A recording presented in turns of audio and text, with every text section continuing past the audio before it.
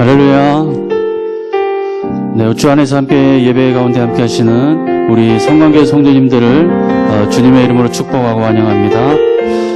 성령 강림 후 12째 주일을 맞이하고 있습니다. 여전히 날씨가 많이 무더운 것 같은데요. 무더운 날씨 가운데에서도 우리의 신앙을 잃지 아니하고 하나님께서 기뻐하시는 그런 귀한 삶들을 살아가는 저와 여러분 되시길 바랍니다. 우리 각자의 자리에서 인사 나누실 때에 우리 주님께서 함께 하십니다 하고 우리 서로에게 인사 나누었으면 좋겠습니다. 우리 주님께서 함께 하십니다. 네, 감사합니다. 우리들과 함께 해주시는 우리 임마누엘 주님으로 말미암아 오늘도 주님을 예배하며 우리에게 허락하실 은혜를 기대하면서 우리가 이 시간 함께 찬양 올려드리기 원합니다.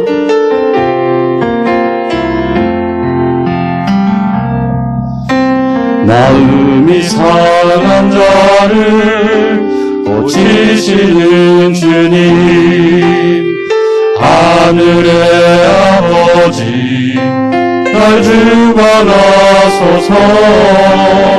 주의 길로 인도하사 자유케 하소서. 새 일을 행하사 부르게 하소서. 우리의 주이고 목이 마르니 성령의 기름 부으소서. 우리의 주이고 목이 마르니 내 잔을 채워주소서. 성령으로 채워서 성령으로 채우사 주보게 하소서. 주의 인재 속에 은혜하게 하소서. 주 뜻대로 살아가리 세상 끝날까지. 나를 빚으시고 새날 열어주소서. 우리의 주이고 목이 마르니 성령의 기름 부으소서. 우리의 주이고 목이 마르니 내 잔을 채워주소서.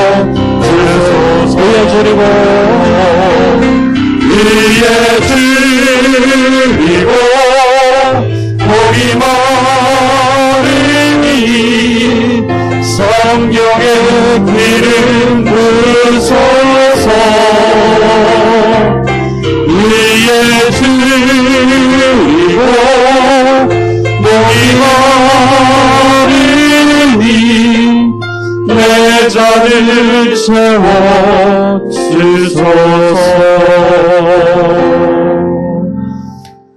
아멘. 우리 이 시간 드려드린 예배를 통해서 우리의 목마름을 예배를 통해서 부어주실 그 하나님을 기대하면서 각자의 자리에서 힘차게 우리 하나님을 찬양하기를 원합니다.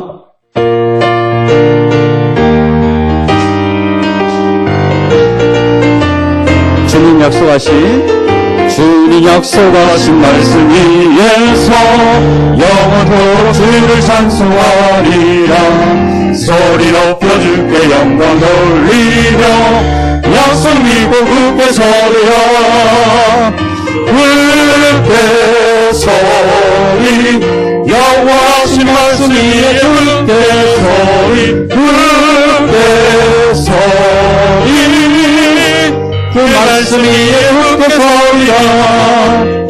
주님 약속하신 말씀 위에서 세상 염려되게 옹습할 때에 용감하게 힘써 싸워 이기며 약속 믿고 굳게 서리라. 굳게 서리 영원하신 말씀 위에 굳게 서리. 굳게 서리 그 말씀 위에 굳게 서리라. 주 주님 약속하신 말씀 위에서 영원하신 주의 사랑이 믿고 성령으로 입사 싸워 이기며 약속 믿고 굳게 서리라. 굳게 서리 영원하신 말씀 위에 굳게 서리 굳게 서리 그 말씀 위에 굳게 서리라. 주님 약속하신 말씀 위에서 성령 인도하는 대로 행하며 주님 품에 항상 하시어드려 약속 믿고 굳게 서리라. 굳게 서리 영원하신 말씀 위에 굳게 서리 굳게 서리 그 말씀 위에 굳게 서리라.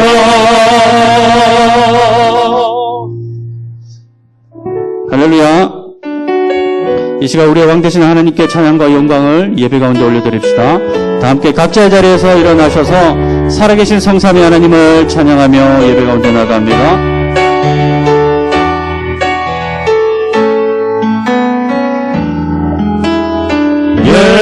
예수 우리 왕이여 이곳에 오소서 보좌로 주여 임하사 찬양을 받아주소서. 주님을 찬양하오니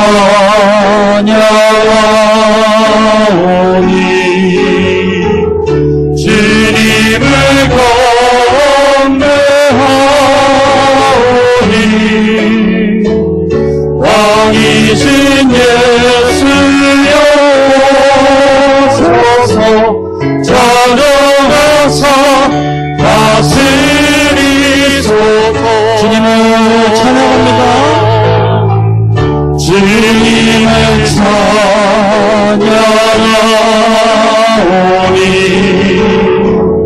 주님을 경배하오니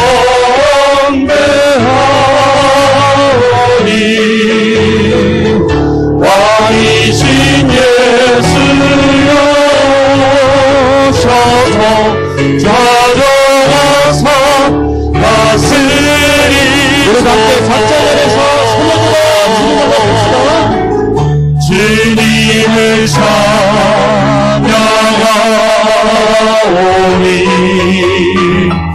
주님을 경배하오니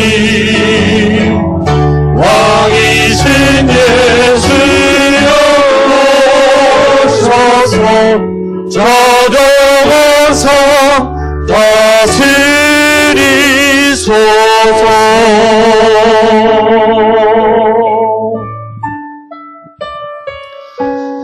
사랑에 충만하신 살아계신 하나님 아버지, 지난 한 주간의 삶도 의와 평강의 길로 인도하여 주시고 또한 이 귀한 예배 자리를 저희들에게 허락하심에 감사드립니다.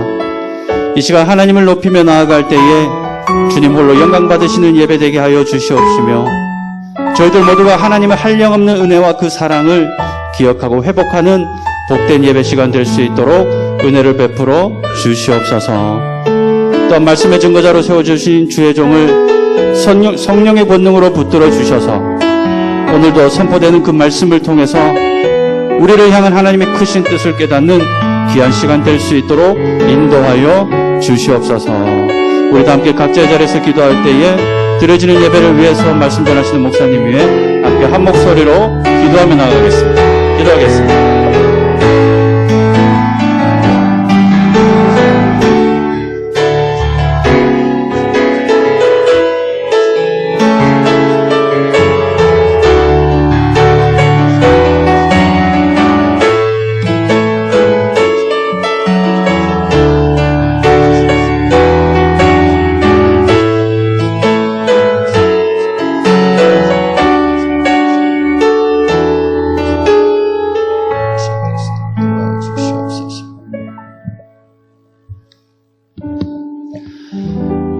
시간 지나온 한 주간의 삶을 함께 뒤돌아보며 살아계신 우리 하나님 앞에 범죄한 모든 부끄러움들과 악한 죄악들을 다 함께 고백합시다.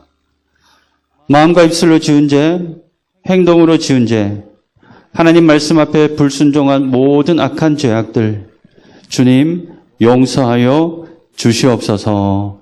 다 함께 고백의 기도를 하나님 앞에 올려드리겠습니다.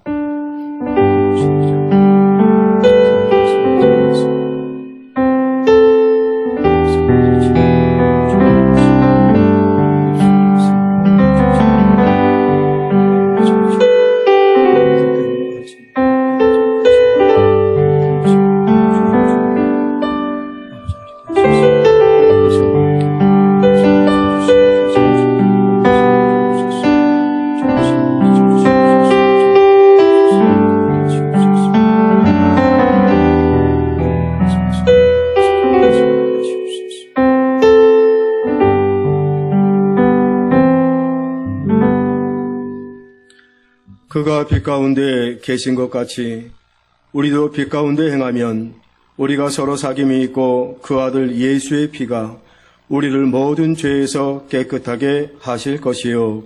아멘. 사도신경으로 우리의 신앙을 고백합니다.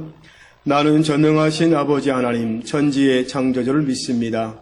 나는 그의 유일하신 아들 우리 주 예수 그리스도를 믿습니다. 그는 성령으로 잉태되어 동정녀 마리에게서 나시고 본디오 빌라도에게 고난을 받아 십자가에 못 박혀 죽으시고 장사된 지 사흘 만에 죽은 자 가운데서 다시 살아나셨으며 하늘에 오르시어 전능하신 아버지 하나님 우편에 앉아 계시다가 거기로부터 살아있는 자와 죽은 자를 심판하러 오십니다. 나는 성령을 믿으며 거룩한 공교회와 성도의 교제와 죄를 용서받는 것과 몸의 부활과 영생을 믿습니다. 아멘.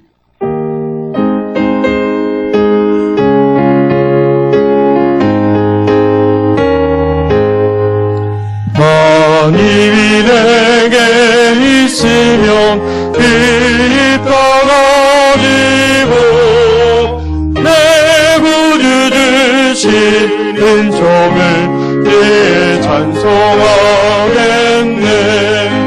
내 은혜로우신 하나님 날 도와주시고 그 크신 영광 입혀 알게 하소서. 내 주의 귀한 이름이 날 위로하시고 이 귀의 음악 같으니 감이라 꿰도다.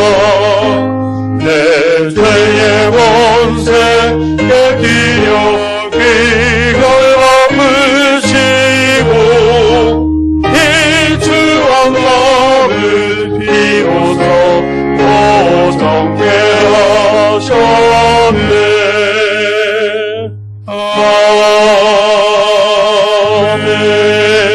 아멘. 자리에 앉으셔서 기도하시겠습니다.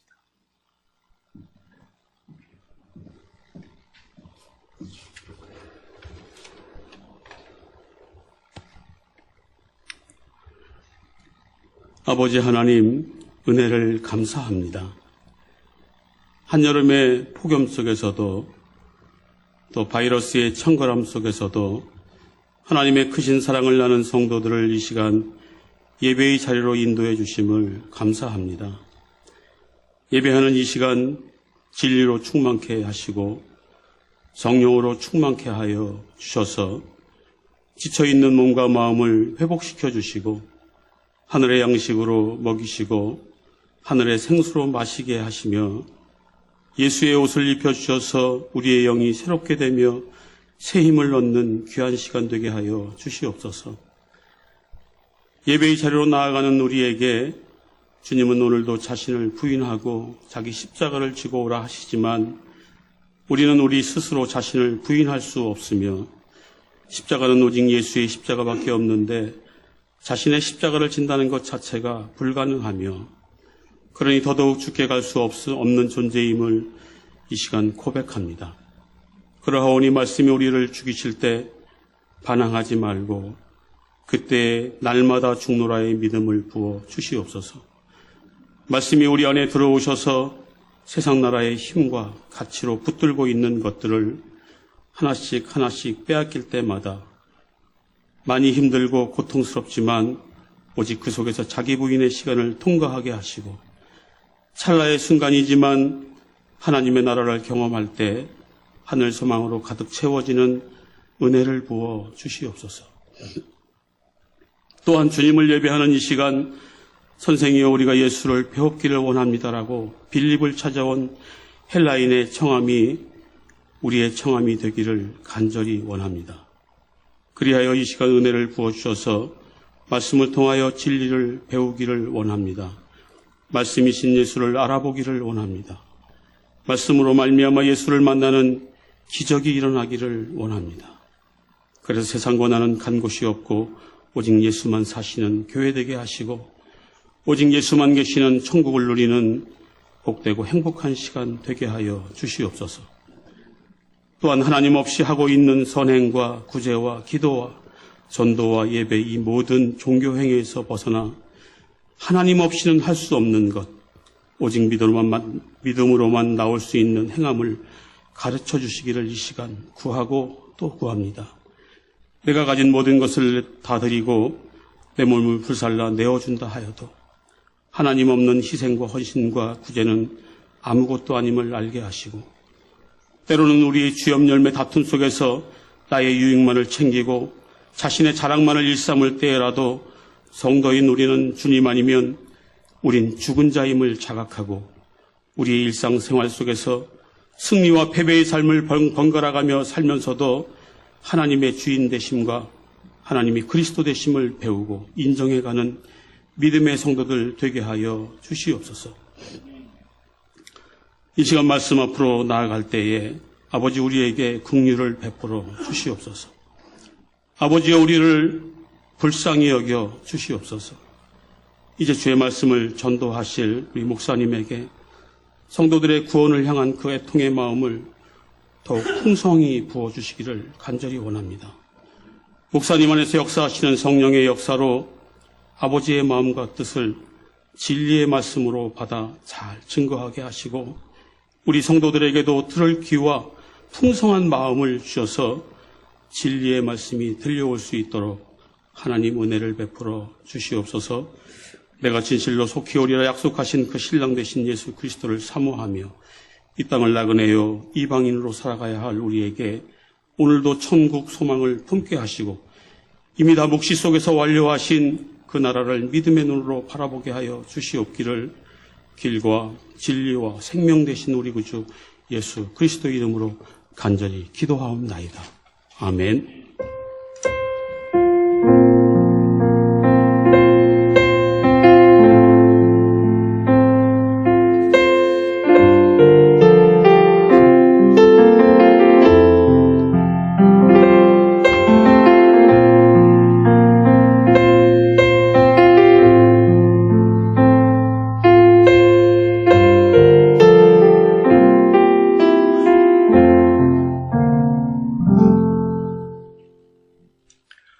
하나님께 예물 봉헌하시겠습니다.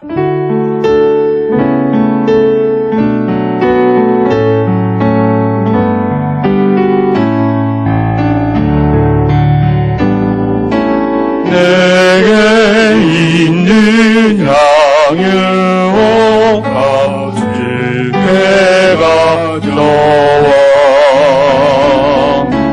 이발 위에 입맞추고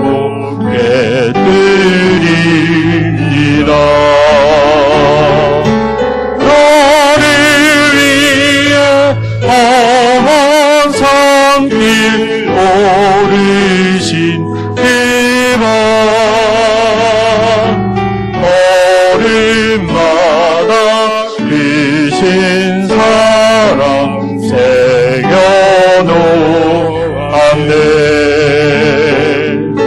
내게 있는 양으로 값주게 가져와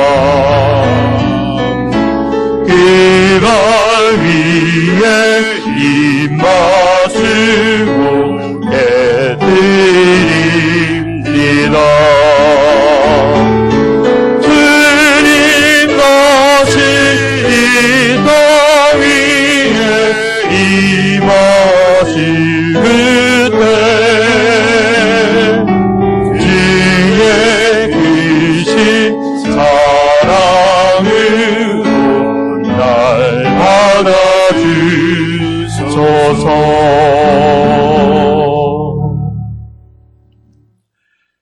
사랑과 은혜가 충만하신 아버지 하나님, 오늘 거룩한 주님의 날, 주님의 이름으로 주 앞에 엎드려 예배하는 성도들, 이 시간 주님의 성전 안에 또 영상 앞에 앉아서 예배하는 성도들에게 성령님께서 찾아와 주셔서 우리가 어느 곳에 있든지 예배하는 그 자리가 하나님의 임재하심을 경험하는 자리가 되게 하시고 하나님의 음성을 듣는 자리가 되게 하시고 하나님과 아름다운 깊은 영적인 교제를 나누는 자리가 되게 하여 주시옵소서. 하나님의 음성을 듣게 하셔서 어렵고 힘든 이 시대 속에서 아버지 갈 길 못 찾아 방황하는 많은 인생들, 아버지 우리의 삶의 모습 속에서 진리이신 예수 그리스도 그분의 음성을 듣고 하나님의 말씀을 통해서 온전히 내가 어떤 길을 걸어가야 될지를 깨달아 알게 되는 은혜가 있게 하여 주시옵소서. 성령께서 깨닫게 하시고 알게 하시고 느끼게 하시고 듣게 하셔서 세상에 수많은 소리가 있지만 오직 진리이신 하나님의 음성을 듣고 그 길 걸어가는 주의 백성들 되게 하여 주시옵소서. 걸어갈 때 때로는 어려움이 있고 고통이 있고 비방이 있고 비판이 있고 고난이 찾아온다 할지라도 잘 견뎌낼 수 있는 믿음을 허락하여 주시고 어떤 고난 앞에서도 담대히 일어설 수 있고 맞닥뜨려 싸울 수 있고 뛰어넘을 수 있는 믿음의 용기와 담대함을 우리 성도들에게 허락하여 주시옵소서. 내 주변에서 일어나는 일들로 인하여 내 심령이 약해지지 않게 하시고 불안해하지 않게 하시고 믿음이 흔들리지 않도록 성령 하나님 오늘 예배 가운데 임재하셔서 그런 우리를 다시 한번 굳게 붙잡아 주시고 말씀 위에 서게 하시고 뜨거운 성령의 역사하심 속에 남은 여생 흔들림 없이 든실하게 믿음의 역사를 이루어가며 살아갈 수 있는 우리 성도들 되게 하여 주시옵소서.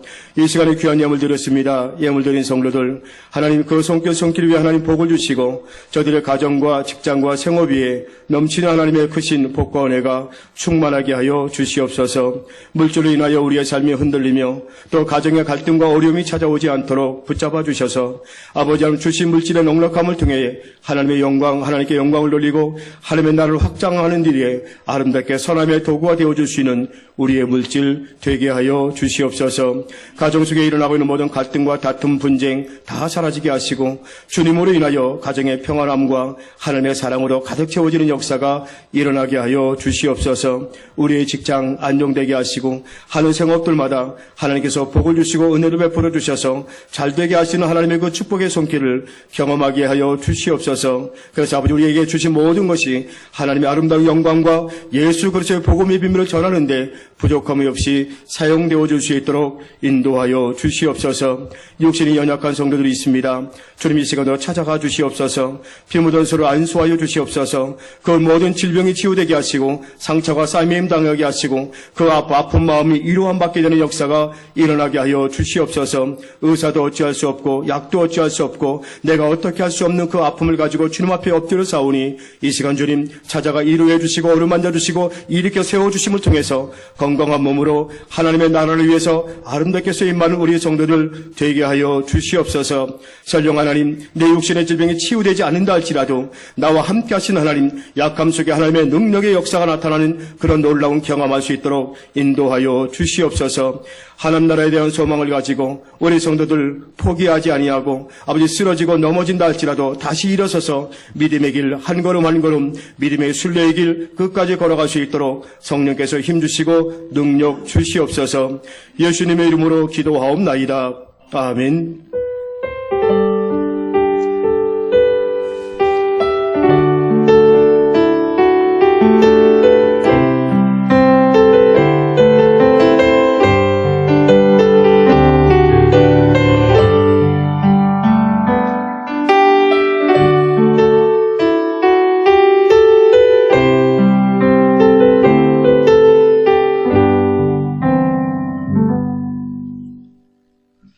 교회 소식입니다. 계속되는 코로나19 확산으로 인해 가지고 여러분 아시는 것처럼 오송 사우나도 지난주 확진자가 나와가지고 아마 지난 한 주 이번 주까지 영업 정지가 당한 것 같습니다. 교회 앞에 가까운 데서 이런 일이 벌어지다 보니까 무증상 감염자들이 우리 주변에 항상 있다는 것 항상 명심하고 여러분 백신 맞았다 할지라도 방역 지침 철저하게 지키시고 그래서 이 어려운 힘든 상황을 우리가 잘 극복하며 이겨나게 나갈 수 있도록 또 기도해 주시기 바랍니다. 예배는 계속해서 4단계 격상에 따라서 지금 드려지는 대로 계속해서 드려지고 있습니다. 기도 많이 해주시고 새벽 예배는 정상으로 드리게 되니까 또 기도하실 분들은 새벽에 나와서 기도하시고요. 중보기도학교 6과 강의가 이번 주 수요일 날 있게 됩니다. 그리고 9월 아마 1일 날 8과 강의가 끝나게 되면 아마 9월 첫 주부터 기도회가 시작되어질 텐데 상황이 이렇게 되면 어떻게 될까 또 걱정도 할 수밖에 없는 상황인데 그래도 우리가 최선을 다해서 중보 기도에 헌신하는 그런 시간을 가지고 또 함께 기도하는 시간을 가지도록 하겠습니다. 그 다음 주에 이제 신청서하고 기도 요청 카드 이렇게 나눠 드릴 테인데 또 교회 못 오시니까 또 이거 어떻게 받고 어떻게 신청해야 되는지 모르실 텐데 또 여러분에게 핸드폰으로 다 신청서하고 또 시간표 사진 찍어 보내드리겠습니다.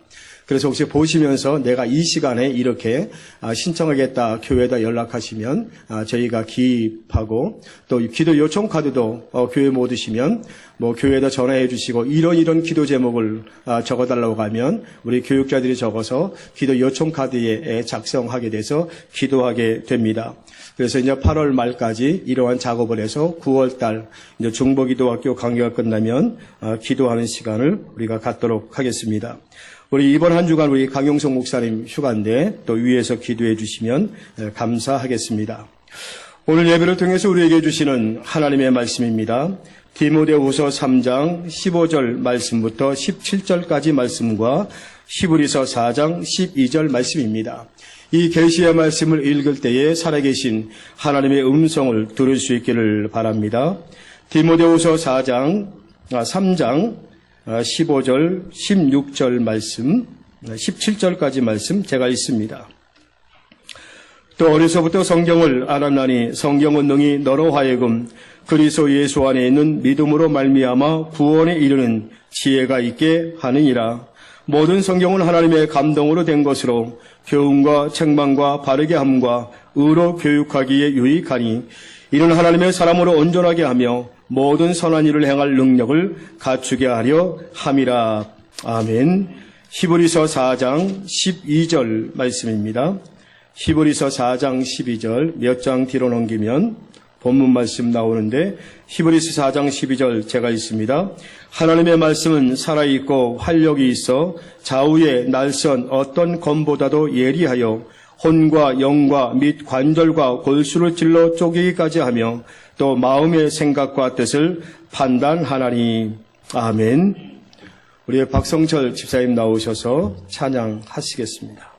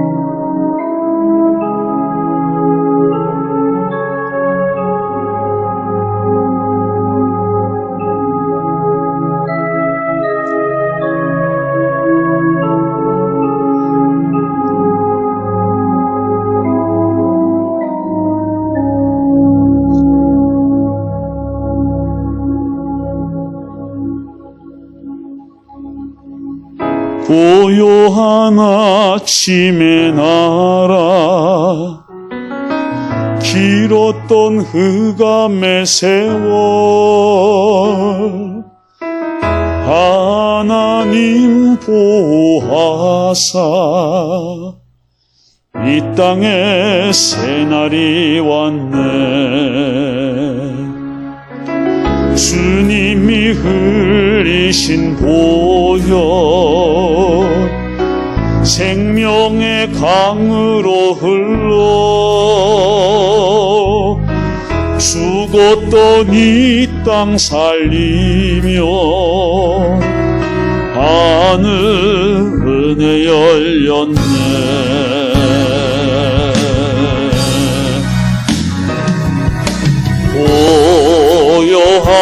요요한 아침의 나라 주를 위해 흰 옷 입은 주님의 백성 일어나라 빛을 발하라 주의 영광 내 위에 임하였으니 빛을 발하라 열방의 빛 비추라 너의 주를 위해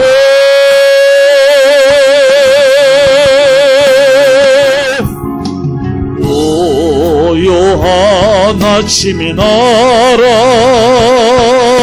주를 위해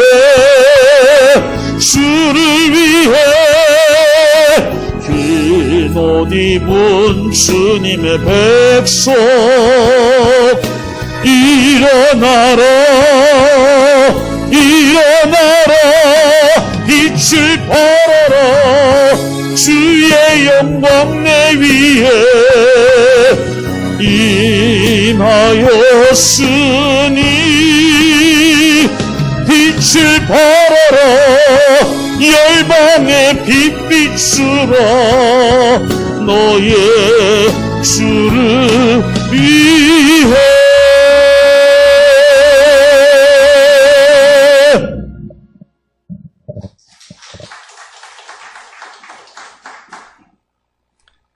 우리 귀한 찬양 감사합니다.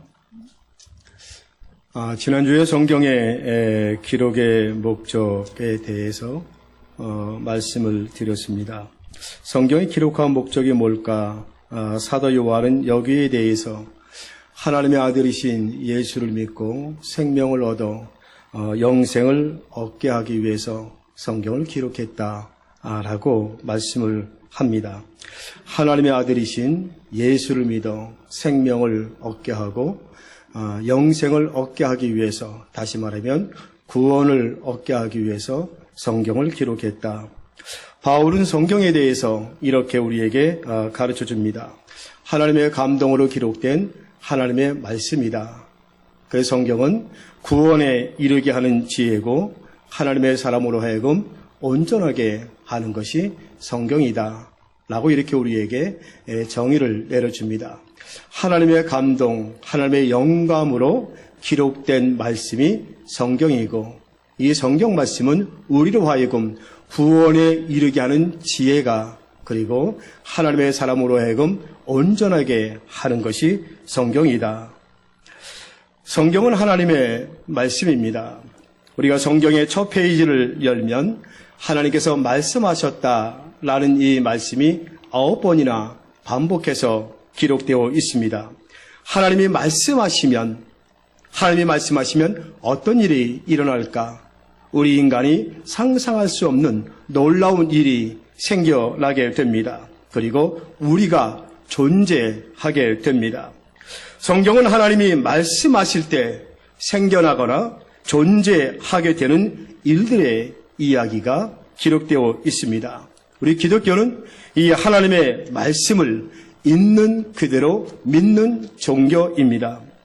여러분 어떠신가요? 성경을 정말 하나님의 말씀으로 받아들이시나요? 성경은 하나님의 말씀이다 라는 것에 대해서 조금도 의심하지 않고 확신하고 믿고 계시는지, 성경을 내가 어떻게 이해하고 받아들이고 해석하는지는 우리의 신앙에 아주 중요합니다. 하나님의 말씀으로 내가 성경을 보는지, 아니면 종교서적의 하나로 보는지, 아니면 어떤 도덕적인 교훈집으로 보고 있는지, 아니면 역사적인 문헌이나 역사적인 자료로 보느냐에 따라서 신앙관에 직접적인 영향을 주게 됩니다. 과거의 대부분의 교인들이 성경을 하나님의 말씀으로 믿었습니다. 아마 여러분 오랜 유년주일학교나 오랜 시절에 예수를 믿을 때 성경은 하나님의 말씀이다. 아마 이런 믿음을 우리는 가지고 신앙생활하며 지금까지 달려오고 있습니다. 그런데 근래에 들어와서는 우리 교회 안에서조차 이런 의심이 생겨나기 시작합니다. 성경이 정말 하나님의 말씀 맞아? 성경이 정말 하나님의 말씀으로 기록된 책이 맞아? 라는 그러한 의심이 들기 시작하면서 아니야, 성경은 하나님의 말씀이 아니라 역사적인 자료나 역사적인 문헌, 어떤 역사적인 산물에 불과한 것이야 라는 그러한 의심들이 생겨나며 그것을 주장하는 사람들이 나타나기 시작했습니다. 그러다 보니 교인들 중에서 성경에 대한 경외심 점점점 사라져 가고 있는 것을 보게 됩니다. 성경에 대한 이런 인식의 변화는 무의식 중에 성경을 대하는 우리의 태도에서 보면 알 수 있게 됩니다. 저 어릴 때 유년 주일학교 시절만 해도 성경은 굉장히 경외심을 가지고 이 성경을 대했습니다. 함부로 대하지 않았다는 것입니다. 근데 언제부터인가 이 성경책이 이렇게 사용되어졌습니다. 뜨거운 냄비 받침대로, 그리고 컵라면 끓일 때 뚜껑을 닫아 올려놓는 그런 것으로 점점 성경책이 사용되기도 합니다. 다시 말하면 우리가 성경을 대하는 태도가 좀 가볍게 대하는 경향이 있다는 것입니다. 현대에 들어서면서 기독교가 직면한 가장 큰 위협, 어떤 위협일까? 그것은 바로 성경의 권위에 대한 위협입니다. 성경의 하나님의 말씀으로서의 권위를 상실하게 되면 기독교는 더 이상 기독교로서 존재하지 못할 겁니다. 기독교에서 성경의 권위는 참으로 중요합니다. 권위라는 말을 들으시면 약간 거부감이 생길 수도 있지 않겠습니까?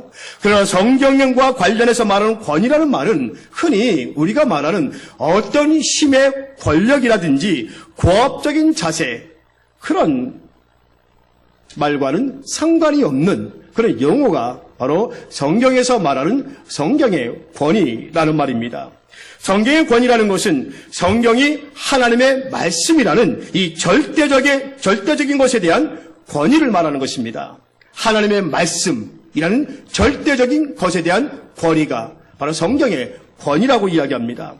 성경은 하나님의 감동으로 기록된 하나님의 말씀으로서의 권위를 가진다는 뜻입니다. 역사적으로 보면 기독교에 대해서 지금까지 다양한 공격과 비판을 받아왔습니다. 교회는 여기에 대해서 때로는 비판을 받아들이기도 하고 변증하기도 하고 때로는 거부하기도 했습니다. 하지만 기독교는 이것만큼은 어떤 거요? 성경의 권위에 대해서만큼은 결코 양보하지를 않았다는 것입니다. 개혁교회나 어떤 성공회, 루터교회, 침례교회, 오순절, 감리교회 모든 교파를 초월해가지고 똑같은 입장을 고수하고 있습니다. 이구동성으로 성경의 권위에 대해서만큼은 분명한 입장을 교회가 표시했다는 것입니다.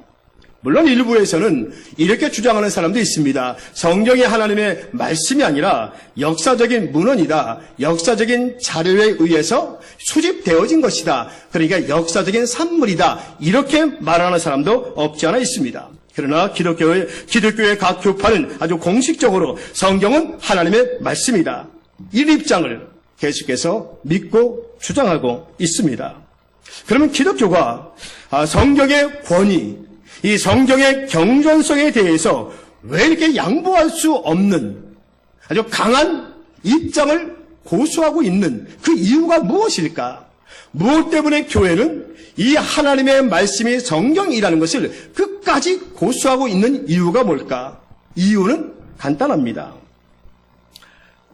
기독교가 성경의 권위를 포기할 수 없는 이유는 기독교는 계시의 종교이기 때문에 그렇습니다. 계시의 종교요. 계시라는 말은 열어서 보여주다라는 뜻입니다. 열어서 보여주다. 하나님이 자신의 뜻을 열어서 인간에게 보여준다라는 말입니다. 기독교는 하나님이 계시해 준 것을 받아들이는 종교입니다. 그럼 하나님의 뜻이 뭘까요? 하나님의 뜻이 다름 아닌 바로 성경이라는 것입니다. 따라서 인간은 오직 성경을 통해서만 하나님의 뜻을 알 수가 있는 겁니다. 바로 이 성경이 하나님의 계시인 것입니다. 하나님의 계시가 무엇일까? 바로 성경을 통해서 하나님의 계시를, 하나님의 뜻을 알 수가 있는 것입니다. 성경 외에 그 어떤 것으로 하나님의 계시를 알 수가 없는 거죠. 예수 그리스도, 성경 외에 하나님의 계시와 뜻을 알 수 있는 방법은 없다는 것입니다. 그래서 성경은 기독교의 절대적인 경전의 위치를 가지게 되는 것입니다. 이런 의미에서 기독교를 이렇게 부르기도 합니다. 계시의 종교, 경전의 종교라고 부르기도 합니다. 이 세상의 모든 종교에는 종교마다 진리라는 것이 있습니다. 종교마다 진리에 대한 나름대로 어떤 체계와 근거를 가지고 있습니다. 기독교에서 진리는 무엇일까요? 진리의 근거, 진리의 기준은 무엇일까? 바로 하나님의 말씀이 진리의 기준이요, 근거가 되는 것입니다. 다시 말하면 성경이 하나님의 말씀으로 집약되어 있기 때문에 성경이 진리의 기준이 되는 것입니다. 기독교에서 진리의 근거는 언제나 하나님의 말씀인 성경이죠. 따라서 기독교의 진리는 인간이 어디에 가서 진리를 찾아오거나 발견하거나 인간이 무엇인가를 깨달아가지고 이것이 진리다라면서 제시할 수 없다는 것입니다. 인간이 스스로 깨닫거나 자신의 힘으로 도달할 수 있는 것도 아닙니다. 예수님께서 이렇게 말씀하셨습니다. 내가 길이요 진리요 생명이라고 말씀하신 것처럼 진리는 예수 안에, 말씀 안에 있다는 것입니다. 기독교는 진리를 성경에서 찾습니다. 성경을 떠나 어떤 일반적인 기준으로 진리를 판단하지 않습니다. 진리는 언제나 성경의 근거에서 그 타당성을 검증받게 되는 것입니다. 사람들은 이것이 진리다, 저것이 진리다 라고 말할 때 그 증거와 타당성을 어디에서 우리는 찾느냐면 성경에서 찾게 되는 것입니다. 이것이 바로 기독교가 다른 종교와 구별되는 독특성입니다. 다른 종교와 구별되는 가장 근본적인 이유가 성경의 바로 경전성 때문입니다. 성경이 바로 하나님의 말씀이라고 믿기 때문에 그렇습니다. 그러므로 성경의 경전으로서의 위치를 상실한다는 것은, 성경의 권위가 흔들린다는 것은 기독교의 토대가 무너져 내리는 것입니다. 삼위일체의 하나님, 예수의 메시아됨, 성령의 어떤 임재하심, 그리고 부활신앙, 이 모든 것이 하나의 이야기거리가 되고 마는 것입니다. 성경이 하나님의 말씀이라는 권위를 상실하게 된다면 성경이 더 이상 진리의 근거라고 주장할 수 없게 되는 거죠. 이런 점에서 성경의 중요성은 절대적입니다. 결코 양보할 수 없는, 타협할 수 없는, 바로 그것이 성경의 권위라는 것입니다. 성경이 경전으로서의 가치를 잃게 되면 기독교는 더 이상 이 땅에 설 자리가 없어질 것입니다. 모든 것을 잃게 되는 거죠. 그래서 성경에 대한 우리의 입장은 절대적인 것입니다. 기독교에서는 성경을 하나님의 말씀 뿐만 아니라 여러분과 저의 신앙의 고백도 성경은 하나님의 말씀이다. 하나님의 계시의 말씀이 기록된 것이 성경이다. 하나님의 뜻, 하나님의 계시가 성경 속에 담겨져 있다라고 믿고 있는 것입니다. 이 믿음은 많은 시간이 흘러감에도 흔들림이 없고 변함이 없는 믿음의 확고함인 것입니다. 누가 뭐래도 우리는 성경은 하나님의 말씀이라고 믿는 것입니다. 성경이 역사적인 자료, 문학 작품이라고 본다면 성경은 어떤 절대적인 가치를 상실하고 말 것입니다. 그렇다면 무엇이 옳은지, 무엇이 진리인지 이거에 대한 근거도 상실하게 되는 것입니다. 전통적으로 기독교는 성경을 하나님의 감동, 하나님의 영감으로 쓰여진 하나님의 말씀으로 믿고 있습니다. 성경이 하나님의 말씀이라는 뜻은 성경이 하나님만이 사용하는 어떤 언어나 어떤 기호로 기록되었다는 그런 뜻이 아닙니다. 우리가 성경을 아는 것처럼 구약은 히브리어로 그리고 헬라어로 신약 성경은 기록되어져 있습니다. 그 시대의 언어로 기록되어졌다는 겁니다. 성경이 기록될 당시에 어떤 역사와 문화라는 시대적인 상황도 반영되어 있습니다. 복음서나 바울 서신 등을 읽어보면 저자의 개성이 포함되어 있는 것도 우리는 발견하게 되고 그대로 받아들이고 있습니다. 성경이 하나님의 말씀이라는 주장은 말씀의 주체가 누구냐? 하나님이라는 뜻입니다. 따라서 이 성경의 경전 형성의 주체도 바로 성령 하나님이라는 것을 우리는 믿음으로 고백하는 거죠. 성령님이 말씀의 성경의 주체이고 성경의 각 권의 저자들은 하나님께 도구로 쓰임 받았다라는 것입니다. 반면에 성경이 역사적인 자료나 문헌이나 산물이라고 주장하는 사람은 성경을 이렇게 보는 것입니다. 성경의 저자가 성령 하나님이 아니라 성경에 기록한 그 저자가 주인이다. 그게 원저자다라고 말한다는 것입니다. 그리고 저자가 속한 공동체, 그 공동체에 의해서 성경이 쓰여졌거나 아니면 수집되었다라고 주장을 하게 됩니다. 여러분, 이 주장에 따르면 성경을 기록한 주체가 누구냐면 성령 하나님이 아니라 인간이 되는 것입니다. 그리고 성경의 정경으로서의 권위도 역사적인 과정을 거치면서 교회에 의해서 결정되었다, 이렇게 주장하게 되는 것입니다. 이 주장을 받아들인다면 성경은 하나님의 말씀으로서의 그 권위를 유지하기가 어렵게 되는 것입니다. 그래서 우리는 분명한 입장을 취하고 있는 겁니다. 성경을 기록한 원저자는 성령 하나님이시다. 경전화의 주체도 성령 하나님이시다. 성경의 각 권의 저자는 하나님께 쓰임받은 도구에 지나지 않는다 라는 입장을 우리는 취하고 있습니다.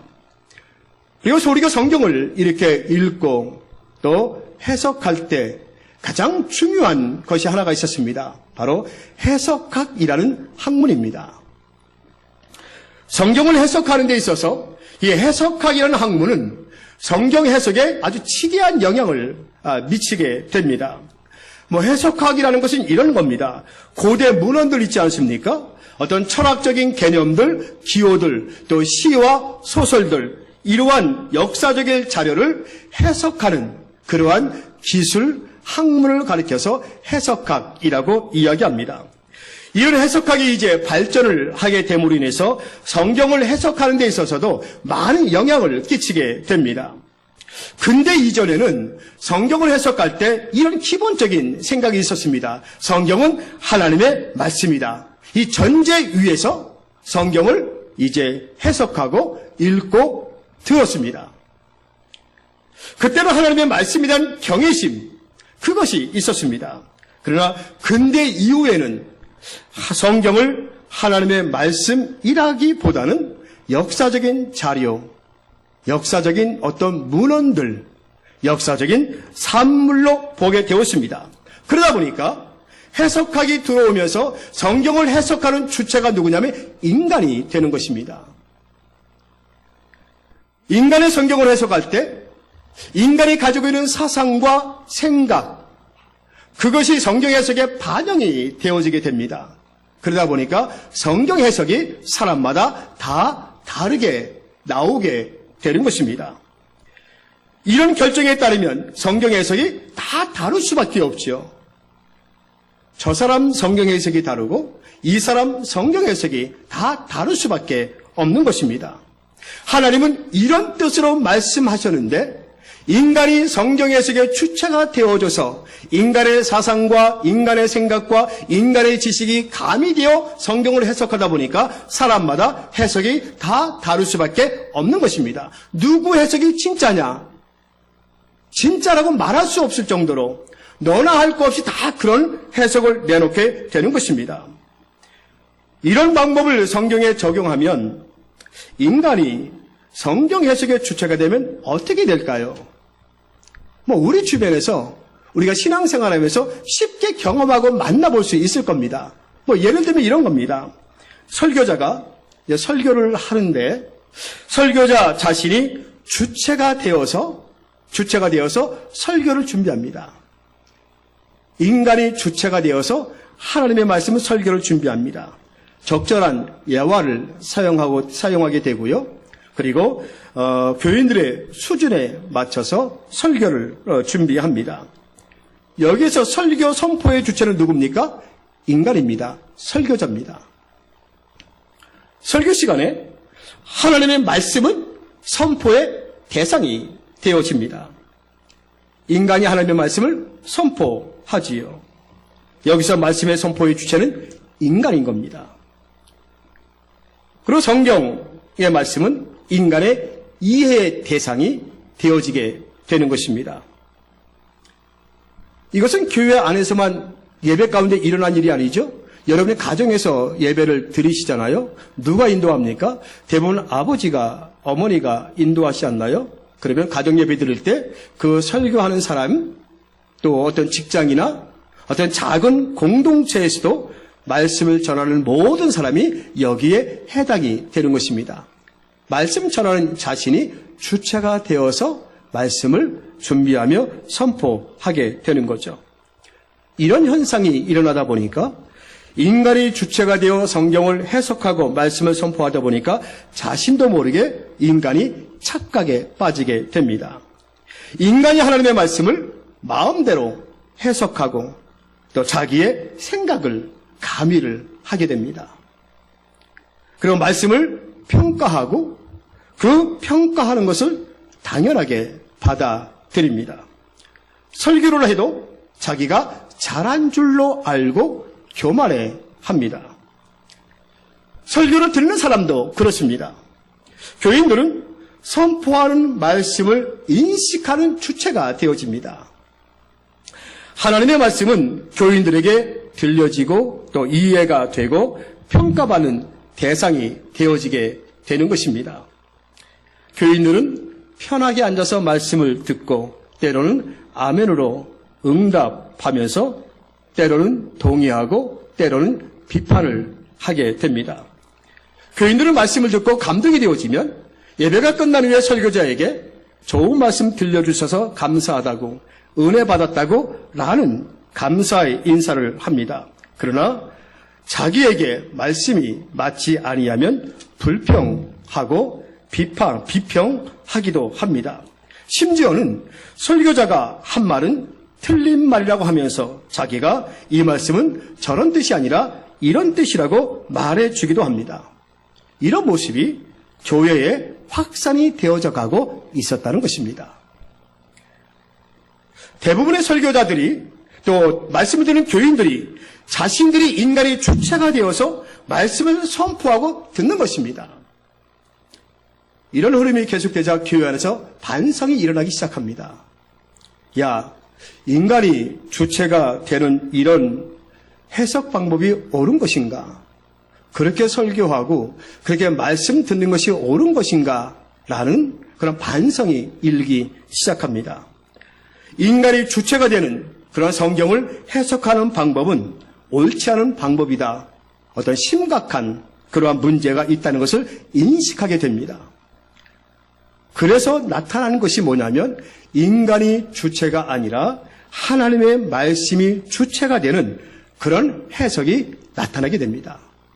인간이 주체가 아니라 하나님의 말씀이 주체가 되는 해석이요. 여기에 큰 공헌을 한 사람이 독일의 신학자인 칼 바르트라는 사람입니다. 이 사람이 이런 얘기를 합니다. 성경은 인간이 주체가 되어 말씀을 적당히 인식하고 마음에 드는 구조를 음미하고 윤리적 조항을 찾는 책이 아닙니다. 인간이 성경을 자기 경건을 위한 것으로 여기는 자세는 성경을 하나님의 계시로 보지 않기 때문입니다. 이 바르트라는 사람은 성경에서 주체는 하나님이시다. 인간이 아니라는 것입니다.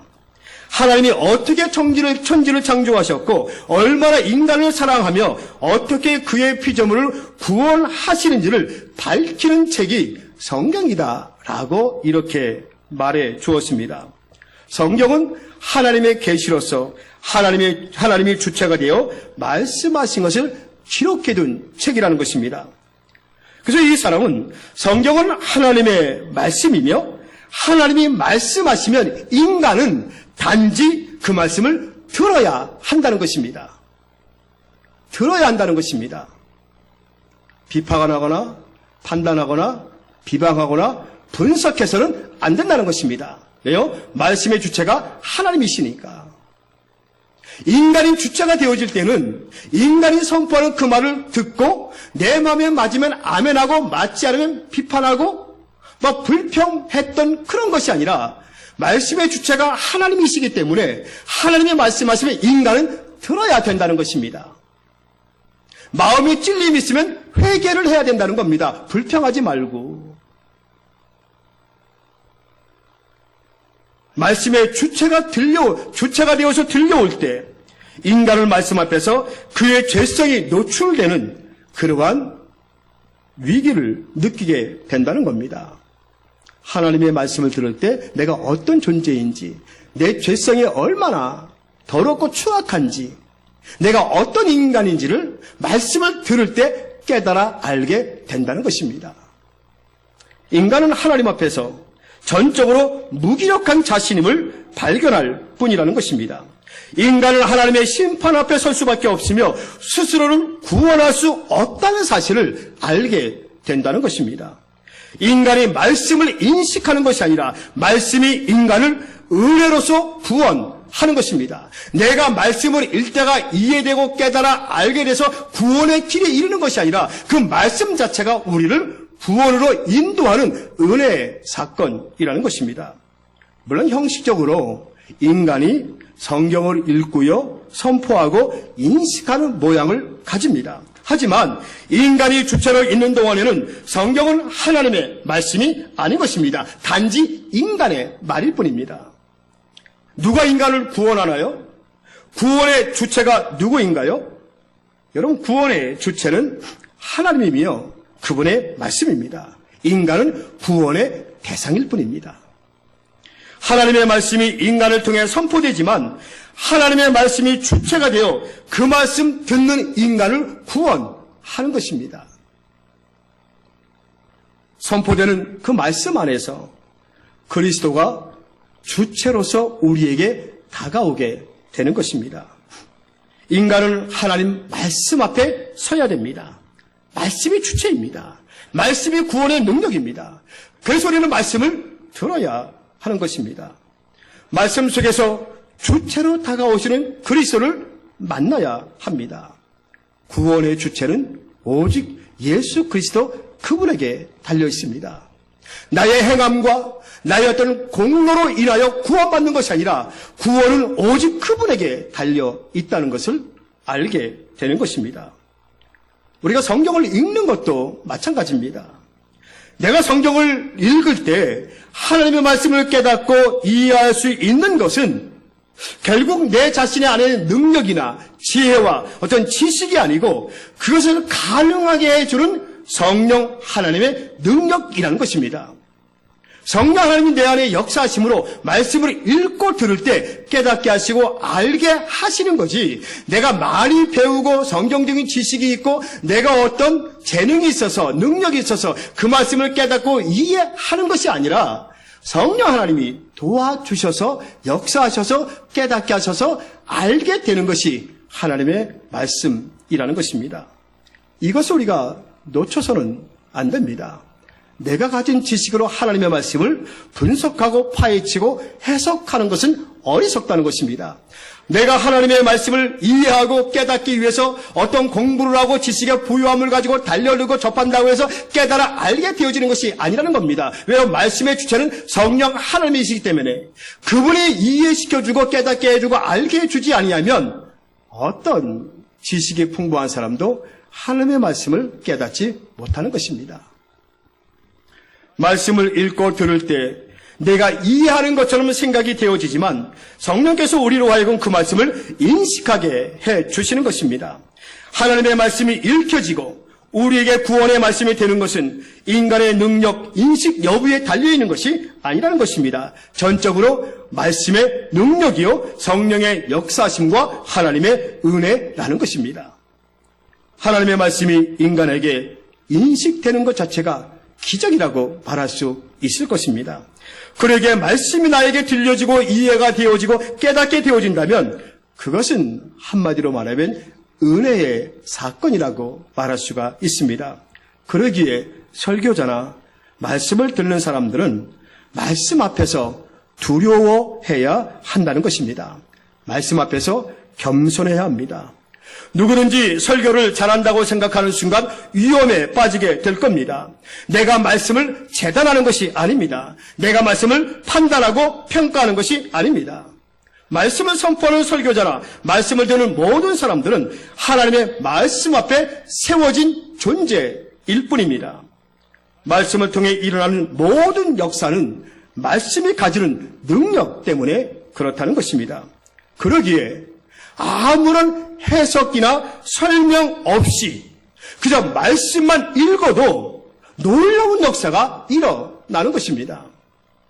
말씀을 읽을 때에 자신의 인생의 송두리째 변화되는 것을 경험합니다. 말씀을 읽다가 내 병이 치유되게 되고 내 안에 더러운 귀신이 떠나가게 되고 위로를 얻게 되고 왜요? 말씀의 능력이요 생명이고 그 말씀 주체가 하나님이시기 때문에 그렇습니다. 인간의 멋들어진 해석에 의해서 성경이 하나님의 말씀이 되는 것이 아닙니다. 제가 늘 잔소리처럼 말씀드리지만 성경이요 그냥 읽으세요. 말씀을 읽으세요. 성경 하나면 충분합니다. 참고서 필요 없습니다. 그냥 성경만 읽으세요. 어디 가서 성경 공부하다가 잘못된 성경 해석을 듣고 이단에 빠지거나 사이비에 빠지는 것보다 인터넷에 들어가서 검증되지 않은 수많은 설교를 듣다가 오히려 내 영혼이 병이 들고 잘못된 예수를 믿는 것보다 하나님의 말씀 성경을 읽는 것이 내 영혼이 더 건강하고 풍성하게 살찌우는 것을 경험하게 될 것입니다. 제가 어렸을 때 저희 모교에서 제 아는 집사님 한 분이 두 다리를 다 이제 잃어버리게 되고 집에서 계시면서 성경을 읽습니다. 그때 당시에 많이 배웠습니까? 많이 나온 것이 국문을 깨칠 정도의 그 초등학교 졸업. 근데 그분이 성경을 읽고 밖에 나가지 못하니까 수없이 성경을 읽습니다. 근데 그분의 영이 얼마나 맑은지 몰라요. 그분이 대표 기도한다고 목발을 짚고 나와서 기도하는데 그 기도가 얼마나 감격적인 모릅니다. 어릴 때 듣는 기도인데도 너무너무 멋있는 거예요. 제 표현은 그렇습니다. 성경 공부해본 적도 없고요. 그때는 인터넷이 없으니까 어디가 설교를 듣지도 못했는데 말씀만 읽었는데 그 말씀이신 주체이신 하나님이 역사하시니까 자신의 불구의 몸에도 원망과 좌절하지 아니하고 얼마나 영이 맑고 깨끗한지. 근데 요즘은 말씀의 홍수가 넘쳐나고 수많은 설교를 들을 수 있는 기회임에도 불구하고 맑고 깨끗한 영이 아니라 오염되어 있는 우리의 영을 우리 수없이 만나보지 않습니까? 그런 말 들으셨잖아요. 홍수가 나면 가장 인간에게 부족한 것이 하나 있다고요. 뭐예요? 마실 물이요. 홍수가 나면 마실 물이 없어서 기간에 허덕인다고 이야기하잖아요. 왜 홍수가 났는데 물이 없어요? 흘러다니는 거 다 물인데 마시면 되잖아요. 아니잖아요. 여러분, 수많은 말씀이 움직이고 있다고 해서 다 말씀은 아니죠. 마실 물이 있잖아요. 마실 물이. 그걸 마셔야 되잖아요. 그걸 분별할 수 있는 지혜가 있어야 되잖아요. 아무거나 마시면 안 되잖아요. 목마르다고 바닷물을 마실 수도 없고 흙탕물을 마실 수도 없잖아요. 여러분 인터넷에 들어가시면 수많은 설교 해석 나오는데 여러분 검증하실 수 있나요? 누가 옳고 누가 그른지 검증이 되시나요? 거기에 수많은 이단들 사입이 얼마나 많은지 몰라요. 읽어보면 혹합니다, 그냥. 내면 훅 들어와요. 근데 보니까 이단이에요. 어떻게 검증하실래요, 여러분, 그거를? 목회자들도 들어가 보면 이게 진짜인지 거짓인지 확인해 보지 않으면 넘어갈 때가 얼마나 많은지 모릅니다. 그런데 우리 모든 교인들이 어떨까요? 그래서 여러분, 그냥 말씀을 읽으세요. 읽으세요. 말씀을 읽으면 말씀 속에서 하나님이 역사하십니다. 성령 하나님이 역사하십니다. 나를 깨닫게 하시고 알게 하시고 이해시켜 주시고 천국의 소망이 뭔지 내 죄가 무엇인지를 깨달아 알게 해주세요. 말씀을 읽으시라고요. 말씀을 읽을 때 지혜를 주신 분의 성령 하나님이세요. 말씀을 읽다가 그 말씀이 깨달아지고 이해가 되어지고 내게 능력이 되어져서 다시 한번 나를 일으켜 세워주시는 분도 성령 하나님이세요. 말씀을 읽고 듣다가 구원에 이르렀다면 그것은 하나님의 말씀에 살아서 내 영혼을 구원으로 인도하였기 때문입니다. 하나님의 말씀은 시대를 거쳐오면서 많은 공격을 받았지만 지금까지 시대를 넘어 구원의 역사를 이루어 왔습니다. 앞으로도 계속해서 그렇게 될 것입니다. 주님이 오실 때까지 성경은 많은 사람을 구원에 이르게 하는 지혜가 될 것이고 하나님의 사람을 온전하게 만드는 올바른 구원의 길에 이르게 만드는 그런 길을 계속해서 우리에게 제시해 줄 것입니다. 우리는 지금 위기의 시대를 살아가고 있습니다. 언제가 지난주 신문에 보니까 심판이라는 단어가 신문 기사에 나오더라고요. 심판이라는 단어가 터키에 일어나는 불과 저 모스크바에 일어나는 그 불을 바라보면서 심판이라는 단어, 수많은 재앙과 재난이 그저 재앙과 재난으로 끝나는 것이 아니라 심판이라는 이름으로 우리에게 지금 신문 기사는 우리에게 보여주고 있습니다. 그 정도로 심각한 시대 속에 우리가 살고 있다는 것입니다. 이 전염병 문제만 해도 그렇지 않나요?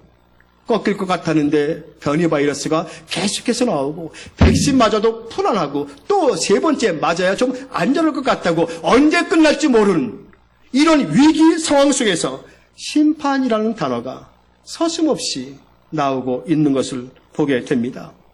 전문가들은 앞으로 10년 뒤면 이 지구에 터키와 같은 산불과 같은 불이 아마 지구를 덮을 것 같다고 이야기합니다. 괜히 하는 소리는 아닌 것 같지 않습니까? 과학자들인데. 이러한 시대를 바라보면서 우리는 영적인 깨달음이 있어야 되지 않겠습니까? 그래서 여러분 말씀 앞으로 나오십시오. 성경을 펼치고 말씀을 읽으십시오. 읽으실 때 성령의 도우심을 구하십시오. 내가 사사로이 아전 인수격으로 성경을 해석하지 말고 말씀 앞에 나와 기도하며 성령 하나님의 도움을 구하십시오. 하나님, 이 말씀이 어떤 뜻인지, 왜 나에게 이런 말씀을 주시는지, 이 말씀을 대가 내가 무엇을 해야 되는지 성령 하나님, 말씀의 주체이신 하나님의 그 은혜와 도움을 구하십시오. 성령께서 알게 하시고 깨닫게 하시고 하나님의 숨결을 느낄 수 있도록 기도하십시오. 하나님의 말씀은 반드시 성경을 읽는 사람들에게 말씀하시는 하나님을 만날 수 있게 만들어 주실 뿐만이 아니라 그 말씀의 능력을 경험하게 만들어 줄 겁니다. 바울은 성경에 대해서 우리에게 이렇게 말씀해 주고 있습니다. 오늘 본문 말씀 읽었지만 디모데전서 4장 16절, 17절 말씀 같이 한번 읽어봅니다. 시작. 모든 성경은 하나님의 감동으로 된 것으로 교훈과 책망과 바르게 함과 의로 교육하기에 유익하니 이는 하나님의 사람으로 온전하게 하며 모든 선한 일을 행할 능력을 갖추게 하려 함이라. 히브리서 4장 12절 말씀 앞에 스크린에 나와 있죠. 다 같이 읽습니다. 시작. 하나님의 말씀은 살아있고 활력이 있어 좌우의 날선 어떤 것보다 예리하여 혼과 영과 및 관절과 골수를 찔러 쪼개기까지 하며 또 마음의 생각과 뜻을 판단하나니. 바로 하나님의 말씀이 기록된 이 성경, 하나님의 계시의 말씀인 성경이 바로 그런 능력과 역사를 우리에게 허락해 주신다는 것입니다. 우리가 눈을 떠서 바라보면 정말로 재앙과 재난이 가득한 시대, 좀만 기도해 보면 영적으로 혼탁한 시대에 살고 있는 우리가 할 수 있는 것은 원망과 불평이 아니라 하나님 말씀 앞으로 나아오는 것입니다. 기도의 자리로 나아오는 것입니다. 말씀과 기도가 우리의 신앙의 기본기가 되어지고 기본기가 든든하게 잘 만들어지게 되면 그 어떤 환난과 고통과 비바람이 몰아쳐와도 흔들리지 않고 예수 그리스도 그분만을 붙잡고 우리는 하나님의 말씀을 통해 역사하시는 그 능력을 경험하게 될 것입니다. 이번 한 주간 힘들고 어려운 삶이 우리에게 주어질 수 있겠지만 말씀과 기도를 통해서 우리의 신앙을 재무장하고 영적으로 맑고 깨끗하여 다시 오실 주님을 믿음으로 잘 준비하는 우리 모든 성도들이 될 수 있기를 주님의 이름으로 축복합니다. 참으로 좋으신 아버지 하나님, 마지막 때를 살아가면서 우리는 성경이 하나님의 말씀임을 확실히 믿고 그 말씀을 읽고 우리가 들을 때 성령께서 역사하시고 깨닫게 하시고 알게 하시고 이해하게 하셔서 하나님의 뜻을 발견하게 하심도 감사를 드리옵나이다.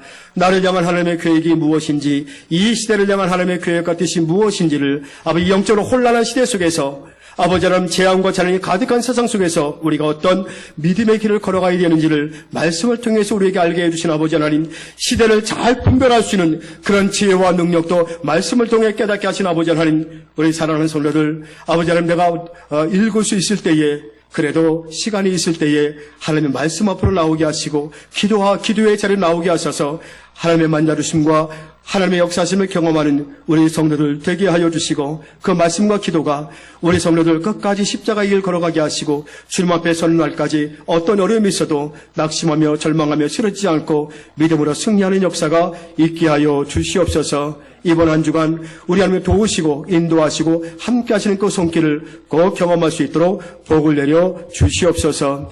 예수님의 이름으로 기도하옵나이다. 아멘. 우리 다 같이 일어나셔서 예수를 나의 구주 삼고 1절과 3절 찬양합니다.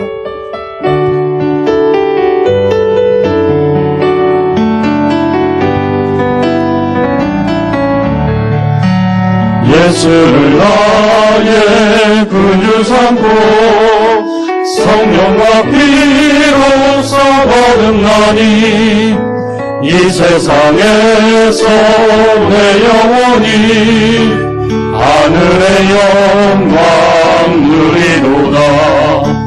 이것이 나의 간증이요, 이것이 나의 찬송일세.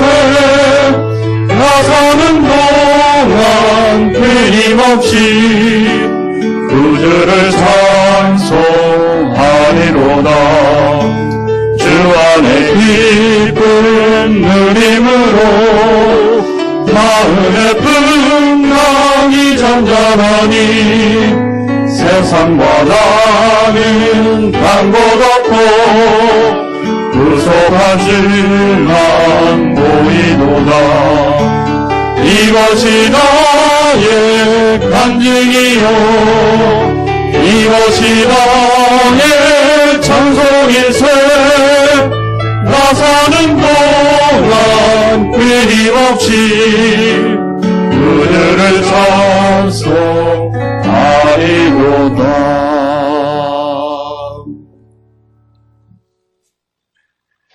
세세토록 영광을 받으실 우리 구주 예수 그리스도의 은혜와 하나님의 사랑하심과 성령님의 인도하심과 교통하심과 역사하심이 이제 주의 전을 떠나 세상에 나아가 믿음의 선한 싸움을 싸우며 승리의 삶 살기 원하는 주의 백성들 머리 위에 지금부터 영원토록 함께 하시기를 간절히 축원하옵나이다. 아멘.